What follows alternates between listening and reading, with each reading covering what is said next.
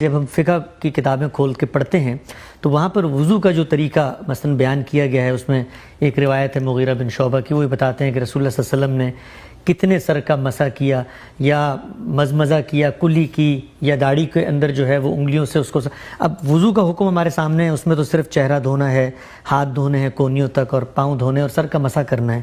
اب کلی کرنا اور یہ جو انگلیوں سے آپ داڑھی کے اندر وہ کرتے ہیں، تو یہ تو وضو میں نہیں بیان ہوا، یہ تو پھر روایتوں میں ایک الگ انڈیپینڈنٹ چیز بیان ہوگی۔ اسوہ حسنہ ہی ہے، یعنی بات یہ ہے کہ آپ کو بالاجمال یہ بتا دیا گیا کہ وضو میں آپ نے ان اعضاء کو اس ترتیب سے دھونا ہے۔ ٹھیک، اب سارے لوگ اس پر عمل کر رہے ہیں۔ صحیح۔ میری بھی یہ خواہش ہوگی، آپ کی یہ بھی خواہش ہوگی کہ یہ جو سنت جاری کر دی گئی ہے کہ ہم نے اس طرح سے وضو کر کے نماز پڑھنی ہے، تو اگر یہ موقع مل گیا، یہ سعادت نصیب ہو گئی کہ ہم حضور کو وضو کرتے ہوئے دیکھیں، تو ظاہر ہے کہ جس طریقے سے آپ وضو کریں گے، آپ اپنے چہرے کو دھوتے تھے، چہرے مبارک کے اوپر داڑھی بھی ہے، تو کیسے پانی اس میں بہاتے تھے؟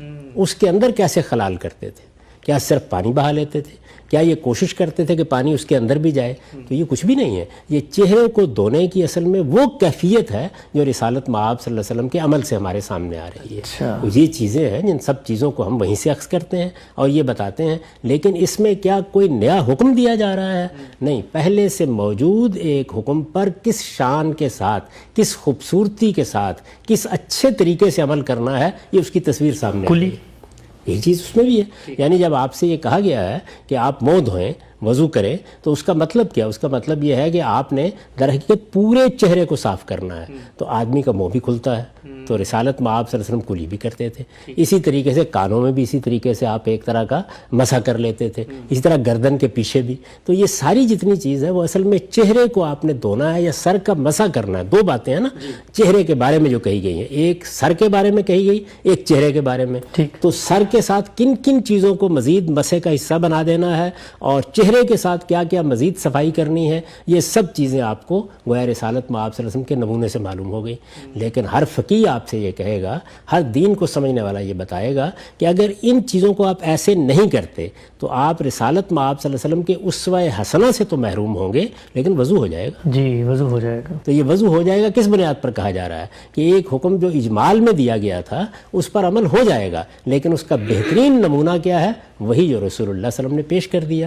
تو اس کے لیے صحیح لفظ جو ہے وہ اسوہ حسنہ ہے، یعنی کسی دین کے حکم پر عمل کرنے کا بہترین نمونہ جو رسالت مآب صلی اللہ علیہ وسلم نے پیش فرمایا اور دیکھنے والوں نے اس کو بیان کر دیا۔ تو دونوں لفظوں پہ غور کیجئے، تفہیم، وضاحت ہوگی۔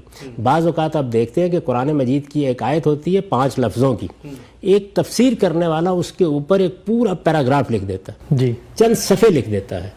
اس میں کوئی ایک چیز بھی اگر آیت کے الفاظ سے متجاوز ہے تو آپ اسے قبول نہیں کریں گے، لیکن آیت کے الفاظ کو سامنے رکھ کے اس میں کیا باتیں چھپی ہوئی ہیں، اس میں کیا حقائق بیان کیے گئے ہیں، وہ سب باتیں بیان کرتا ہے اور ایک عام آدمی بیان کرتا ہے۔ تو ان تمام باتوں کو اسی طرح سے آپ لیتے ہیں کہ یہ انہوں نے اصل میں جو آیت کے اندر چیزیں چھپی ہوئی تھیں، الفاظ جن پر دلالت کر رہے تھے، سیاق و سباق سے معلوم ہو رہی تھی، ان کو ہمیں سمجھایا اور بتایا ہے۔ عمل میں یہی چیز رسالت مآب صلی اللہ علیہ وسلم کے ذریعے سے ہمارے سامنے آتی ہے۔ اللہ تعالیٰ نے فرمایا بہت اچھے طریقے سے غسل کرو، جنابت کے غسل کے بارے میں۔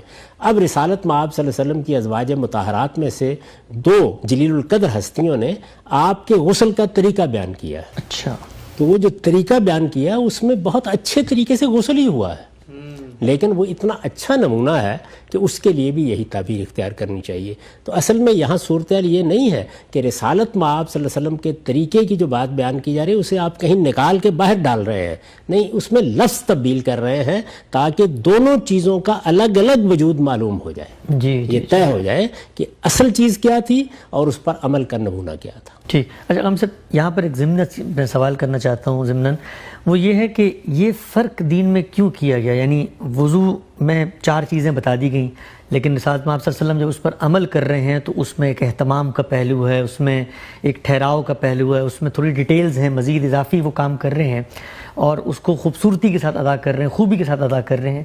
تو یہ کیوں نہیں ہوا کہ دین کی جو اصل ہدایت تھی، یعنی وضو ہی جو سنت میں جاری تھا، اسی کو خوبی کے ساتھ جاری کر دیا جاتا ہے اجماع اور تواتر میں؟ نہیں، خوبی کے ساتھ ہی جاری کیا گیا، خوبی کے ساتھ جاری کیا گیا تو آپ نے خوبی کے ساتھ کیا۔ لیکن ایک سننے والا، ایک دیکھنے والا، ظاہر بات ہے کہ ایک اجمالی چیز کو بعض اوقات اس درجے میں نہیں اخذ کر پاتا. ٹھیک. تو رسالت مآب صلی اللہ علیہ وسلم کا نمونہ اسی لیے تو ضروری ہوا. یعنی دیکھیے آپ کہ دین میں یہ بات کہی گئی ہے کہ جس وقت تم میدان جنگ میں اترو تو تمہیں پوری استقامت کے ساتھ کھڑے ہونا چاہیے. اب یہ بات اجمالی میں کہی جائے گی، لیکن استقامت کا لیے بہترین نمونہ کیا ہے؟ رسالت مآب صلی اللہ علیہ وسلم کی ذات والا صفات. تو قرآن مجید سورہ احزاب میں کہتا ہے کہ جب کلیجے منہ کو آ رہے تھے اور اس وقت احزاب میں یہ نازک صورتحال پیدا ہو گئی تو محمد الرسول اللہ کی ذات میں تمہارے لیے بہترین نمونہ تھا. تو اس کا یہ مطلب نہیں ہے کہ استقامت، عزیمت کو ہر موقع کے اوپر ایک تصویر میں ڈالا جائے. ٹھیک. حج کے بارے میں دیکھیے، یعنی حج حضرت ابراہیم سے جاری ہے. رسالت مآب صلی اللہ علیہ وسلم نے بعثت سے پہلے، یعنی نبوت کے منصب پر فائز کیے جانے سے پہلے اسی طریقے سے حج کیا جیسے اب حج کیا جاتا ہے. اس حج کی تفصیلات تاریخ میں نقل ہوئی ہیں جو آپ نے کیا. لیکن جس وقت آپ آخری حج کے لیے گئے تو اب صحابہ کرام اس حج میں ایک ایک چیز کی تفصیل بیان کرتے ہیں. ٹھیک. یعنی آپ نے کنکر کیسے مارے، آپ نے طواف کیسے کیا، آپ نے عرفات میں دعا کیسے کی، یہ جو کچھ ہے یہ اصل میں بیان نہیں کیا جائے گا قانون بیان کرتے وقت. قانون ہمیشہ اپنی اجمالی شکل میں ہوگا اور اسے رائج کر دیا جائے گا، لیکن اس قانون پر اس کی روح کے مطابق عمل کرنے کا نمونہ آپ کے سامنے آئے گا.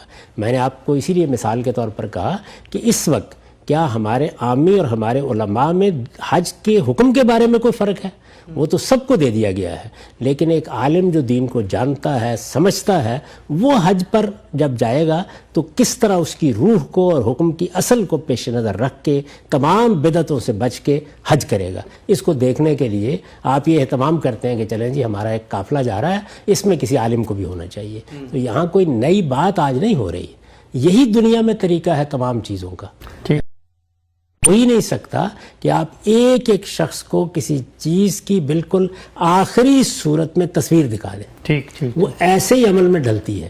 یعنی پہلے آپ بالاجمال ایک چیز کو جاری کر دیتے ہیں، اس کے بعد اس کی تفصیلات جب سامنے آتی ہیں، تفصیلات یعنی وہی چیز گویا اپنے تمام پہلوؤں کے ساتھ نمایاں ہونی شروع ہوتی ہے. وہ ہمیشہ کسی بڑی شخصیت کے عمل ہی میں ڈھل کے ظاہر ہوتی ہے. اس وقت بھی ایسے ہی ہوتا ہے. یعنی ہم اس کی بہترین صورتیں آج بھی اپنے جلیل القدر اہل علم سے، صالحین سے سیکھتے ہیں، لیکن ان میں کوئی چیز بھی اصل حکم سے آگے نہیں بڑھ سکتی.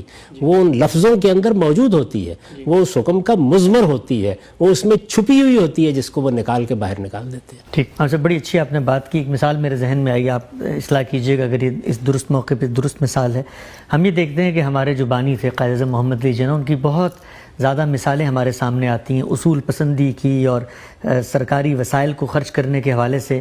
اب اصل میں تو یہ قانون ہے کہ جو سرکاری وسائل ہیں وہ سرکاری کاموں کے لیے ہی استعمال ہونے چاہیے، لیکن جب قائد اعظم نے اس پر عمل کیا تو اب ان کو اگر کوئی ایسی بات معلوم ہوتی ہے کہ کوئی باورچی ان کے لیے لایا گیا اور اس کا خزانہ، اس کے اخراجات سرکاری خزانے سے ادا کیے گئے تو انہوں نے منع فرما دیا. تو گویا یہ کوئی نیا کام نہیں کیا بلکہ وہ جو قاعدہ قانون موجود تھا اس میں خوبی سے عمل کر دیا. یعنی یہ بتایا، اس میں ان کی مثال اس لیے دی جاتی ہے کہ دیکھو اس ملک کا بانی یہ قانون کے معاملے میں اس درجے محتاط تھا. اب فرض کر لیجئے کہ ایک دوسرا آدمی ہے، عامی ہے، میری طرح کا، آپ کی طرح کا. ایک عامی یہ کہتا ہے کہ اس سے کیا فرق پڑتا ہے، ایک باورچی آ گیا تو یہ چیز ہے. یعنی اصل میں تقاضا کیا تھا؟ تقاضا وہی تھا جس پر قائد اعظم نے عمل کیا. لیکن عام آدمی بعض اوقات اپنی سستی کی وجہ سے، غفلت کی وجہ سے، کم فہمی کی وجہ سے ان تقاضوں کو ملحوظ نہیں رکھ پاتا. تو رسالت مآب صلی اللہ علیہ وسلم جب دین پر عمل کریں گے، اپنے ہی دیے ہوئے دین پر، اپنی ہی رائج کی ہوئی سنت پر عمل کریں گے تو ہمارے سامنے ایک بہترین تصویر آئے گی. اور یہ جس طرح سے بڑے لیڈروں کے ذریعے سے جو ان کا اسوہ سامنے آتا ہے تو قومیں ہمیشہ اس کو سامنے رکھتی رہتی ہیں، بیان کرتی رہتی ہیں. ظاہر ہے کہ پورے دین کی آخری حجت کون ہے؟ محمد الرسول اللہ صلی اللہ علیہ وسلم. تو اس لیے جب بھی دین زیر بحث آئے گا اس میں پہلے دین بتایا جائے گا. وہ کہاں سے بتایا جائے گا؟ قرآن سے اور سنت سے. وہ اسٹیبلش دین ہوگا، وہ ہر نزاع سے پاک ہوگا، اس میں کوئی اختلاف نہیں ہوگا. اب آپ کو بتایا جائے گا کہ دیکھیے یہ جو دین کا حکم ہے یا یہ جو ہدایت ہے، رسالت مآب صلی اللہ علیہ وسلم نے اس پر ایسے عمل کیا تھا. یہاں کس چیز کا حوالہ ہوگا؟ حدیث کا.